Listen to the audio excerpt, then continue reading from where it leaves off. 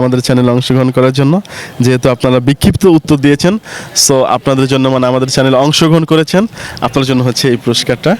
এবং আপনাকে ব্যক্তিগত কিছু প্রশ্ন করতে চাই, করবো কি? ইনশাআল্লাহ। আপনার ব্যক্তি জীবনে মানে বাংলাদেশের সেলিব্রিটিদের মধ্যে কোন বক্তাকে আপনার সবচেয়ে ভালো লাগে? আমার সেলিব্রিটিদের মধ্যে কোন বক্তা হয়? এমনি বেসিক্যালি আমার বয়ান শুনতে গেলে সবচেয়ে বেশি মানে যার কথা আমার ওই হৃদয়ে ডাক্তারের বেশি মুফতি নজরুল ইসলাম কাসেম সাহেব। নজরুল ইসলাম কাসেম হুজুর। যে নবীজির ওয়াজ বেশি করে আর কি। ওনার কথাগুলো আর কি হৃদয়ে লাগার মতো। আর বাদ বাকি এমনি যদি রাজনীতির ময়দানের দিকে দেখি, বক্তব্যের দিকে, তাহলে মামুনুল হক সেটা। আর বাদ বাকি এমনি যদি রাজনীতির ময়দানের দিকে দেখি, বক্তব্যের দিকে, তাহলে মামুনুল হক সেটা। আপনার কাছে আনিসুর রহমান আশরাফি হুজুরকে কেমন লাগে? হুজুরের বয়ান অসংখ্য ভালো লাগে, হুজুরের বয়ানও ভালো লাগে, বিশেষ করে যেহেতু হুজুর হাকিমুল নফস মুস্তাকুর নবী সাহেব হুজুরের খলিফা, এই জন্য মুস্তাকুর নবী সাহেব হুজুরের বয়ানও ভালো লাগে, ওনার বয়ানও ভালো লাগে। আর আরিফ বিন হাবিব?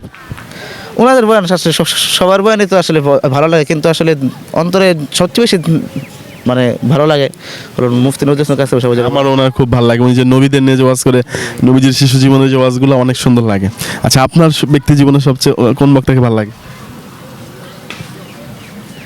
আমার সেটা বলছে সেটাই, নজরুল ইসলাম কাসেম সাহেব অনেক ভালো লাগে। আচ্ছা, আপনাদেরকে অসংখ্য ধন্যবাদ আমাদের চ্যানেলে অংশগ্রহণ করার জন্য। আসসালাম।